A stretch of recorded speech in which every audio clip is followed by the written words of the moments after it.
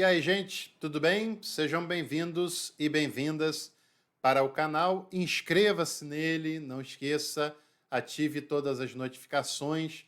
E essa é a coluna semanal de História do Cristianismo. Olha aí, o meu livro pode ser seu, tem o link na descrição, bem baratinho, História do Cristianismo, lá do nascimento até os dias contemporâneos, você vai gostar bastante, tenho certeza disso. E nesse mês de outubro, a nossa coluna semanal de História do Cristianismo tem sido para a gente pensar mais sobre a reforma luterana. Que, como eu falei no primeiro vídeo dessa sequência, comemorar não significa apenas celebrar, festejar e achar que é uma data ou um evento, ou um episódio perfeito, né? Mas é trazer a memória e lembrar dos limites, lembrar do que poderia ter sido melhor, do que foi legal, né? É claro que essa data deve ser lembrada, deve ser festejada, mas também deve ser refletida, porque eu sei que tem muitas igrejas que vão falar sobre reforma sem ter nada a ver com a reforma. Muitas igrejas vão falar da reforma e estão vendendo bênção nos seus púlpitos, e estão prometendo que se a pessoa der dinheiro, ela vai prosperar, de que se a pessoa for fiel no dinheiro aqui, no dinheiro lá, no dízimo, na oferta, que Deus vai dar em dobro, em triplo e sei lá quanto é que for. Tem muita gente aí falando de reforma protestante que acha que só o pastor presidente pode ministrar os sacramentos, a Eucaristia, o batismo, o casamento e por aí vai, né? Que é um contrassenso à reforma protestante. Muitas pessoas falando de reforma e se alinhando a uns projetos políticos de poder que se apresentam no nosso tempo, no nosso cenário, né? Que não passam nem perto da coragem que Lutero teve de enfrentar, de ir para cima, de mostrar o que estava errado, de defender até o final aquilo que ele acreditava, né? De sofrer bastante com relação àquilo. Enfim, então muitas pessoas imaginam uma data meio fantasiosa, triunfalista, e não levam a sério o que de fato essa data quer dizer. E a gente está aqui também para falar sobre isso. Hoje esse vídeo ele é um pouquinho diferente, porque eu quero apresentar para vocês 6 mitos concernentes à reforma protestante. É claro, são mitos que têm todo o movimento, né? Claro, uns de um jeito, outros de outro, mas todo movimento tem os seus mitos, tem os seus mitos fundantes, tem as suas tradições religiosas que não se confirmam historiograficamente. Isso não é uma depreciação ao que foi o movimento da reforma, ela continua tendo o seu valor, o seu impacto, a sua importância que deve ser celebrada, mas para a gente aumentar o nosso conteúdo, o nosso conhecimento, a primeira coisa que eu quero falar com você é que provavelmente a reforma não se deu no dia 31 de outubro de 1517. Num dos episódios eu até falei que 1522, quando o Papa manda queimar os livros de Lutero, e Lutero queima a bula papal, é muito mais simbólico para essa divisão do que 1517, né? Quando se fala de 31 de outubro de 1517, se refere às teses, as 95 teses que foram pregadas na porta da Catedral de Wittenberg, e que lá no primeiro vídeo eu lancei aqui a pergunta: o que tem de historiográfico e o que tem de mito nessa narrativa. O que tem de historiográfico são as teses mesmos. Elas existiram, Lutero pensou, refletiu, escreveu as 95 teses, que eu já fiz um audiobook aqui para você ouvir na íntegra todas essas teses. Agora, 31 de outubro provavelmente não é histórica essa data. E provavelmente essa data foi escolhida para não ser esquecida como um símbolo desse movimento, porque ela ficaria na sequência de datas religiosas muito importantes.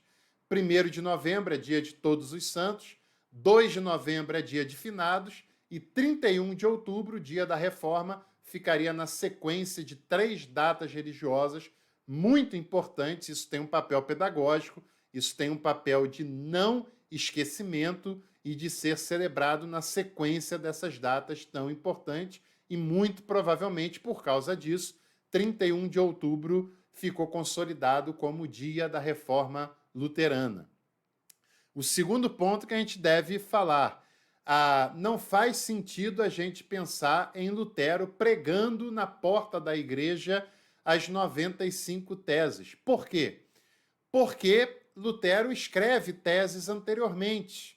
E essas teses, elas eram exercícios acadêmicos que os professores, os acadêmicos, os religiosos trocavam essas teses entre si para discutir questões específicas. Não era uma questão popular, não era uma questão voltada para o povo, até porque o povo era iletrado. 95% do povo comum era analfabeto. Não adiantaria Lutero escrever as teses e pregar na porta da igreja, porque o povo saberia que tinha papel ali pregado, mas não saberia o que estava escrito naquele momento. E não é só por isso, é porque, de fato, Lutero tinha escrito teses anteriormente, etc., e se sabe que Lutero escreveu as 95 teses para questionar principalmente a questão da venda das indulgências e que ele enviou para 2 bispos que eram seus superiores imediatos, porque a troca de teses era com superiores e com acadêmicos para fomentar uma discussão e uma reflexão acadêmica, teológica, e essa foi a intenção de Lutero nas 99 teses anteriores, essa foi a intenção de Lutero nas 95 teses que deu início ao movimento da Reforma. As teses aconteceram, as teses falavam sobre as indulgências, as teses se espalharam entre os príncipes da Alemanha por causa da imprensa, mas muito provavelmente não teve nada de tese pregada na porta da igreja, porque o povo não sabia ler.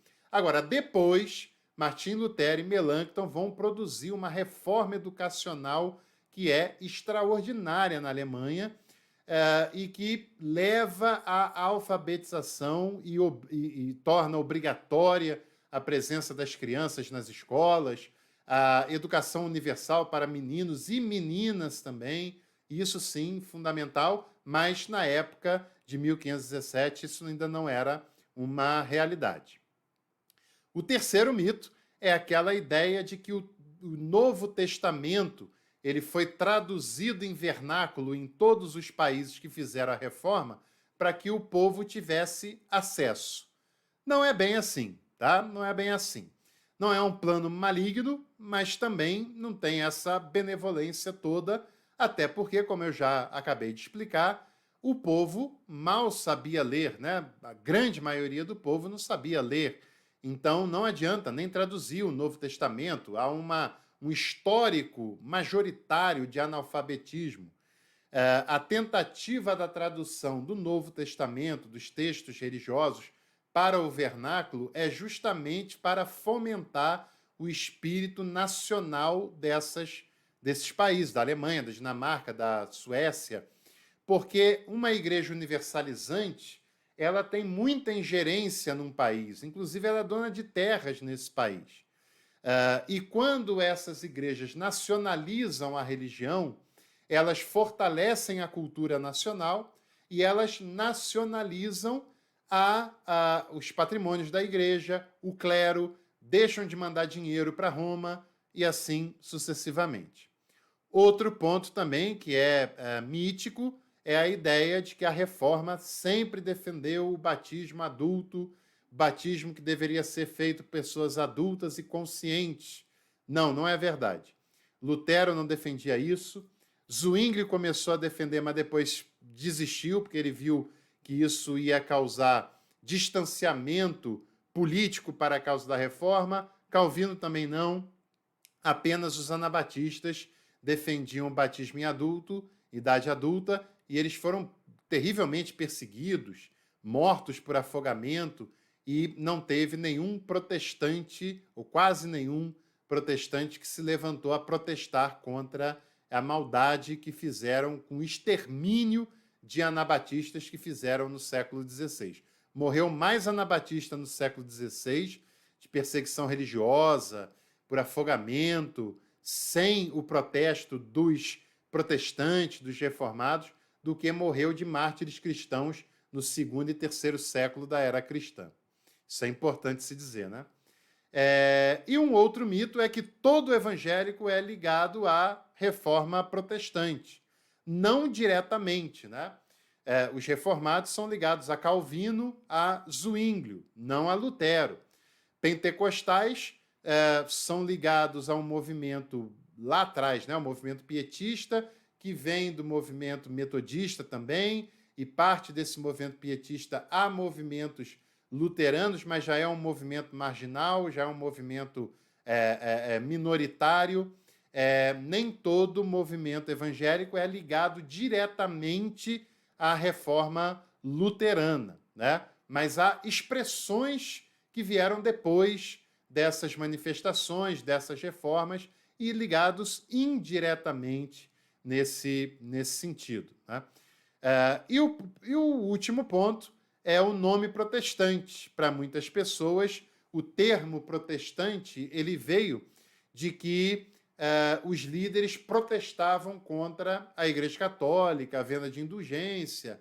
Não, mas o nome protestante vem da Dieta de Speyer, onde os protestantes estavam reunidos e determinaram que os príncipes locais estavam livres para assumir a fé que quisessem e protestantizar os territórios se eles se convertessem, né? Ou seja, um príncipe era católico, virou luterano, todo o seu território também se transforma num território luterano. Isso foi aprovado, mas depois teve uma segunda Dieta de Speyer com os católicos presentes que derrubaram essa aprovação. E eles dizem o seguinte: olha, você pessoalmente pode se converter ao luteranismo, mas os territórios são católicos, então você tem que entregá-lo e sair fora disso. E aí, contra essa questão, contra essa possível perda de poder, de autoridade, é que eles escreveram um protesto e, a partir de então, ficaram conhecidos como protestantes. É daí que vem esse nome, né? Pois bem, gente, então estamos nos aproximando aí da reforma e há coisas importantes para a gente pensar, como o sacerdócio comum de todo crente, que é uma das principais bandeiras da reforma, a ideia de Lutero de que os sacramentos deveriam ser ministrados pela comunidade e não apenas por uma pessoa privilegiada, com autoridade especial, né? A insistência de Lutero de que os crentes deveriam conhecer o Novo Testamento, aí no caso as lideranças, depois quando vai fazendo a reforma educacional, foi uma bandeira protestante durante muito tempo, de que as pessoas conhecessem o Novo Testamento, né, e daí por diante, e pensar nessas questões bastante individuais, como a salvação individual, que a salvação é fruto da graça de Jesus e não é um mecanismo eclesiástico, de que para sermos salvos a condição é a aceitação pela fé e tão somente pela fé, de que quem produz a salvação é apenas a pessoa de Jesus, porque ele é o Salvador. Esses são elementos presentes na reforma, movimentos icônicos da reforma e que na prática, nos nossos tempos, foram deixados de lado e têm sido substituídos muitas vezes por uma leitura medieval da salvação, da eclesiologia, da vida ministerial, e aí não faz sentido nenhum esse tipo de manifestação, né? Um abraço para você, fique bem, inscreva-se no canal, deixe seu like, compartilhe esse conteúdo entre os seus contatos.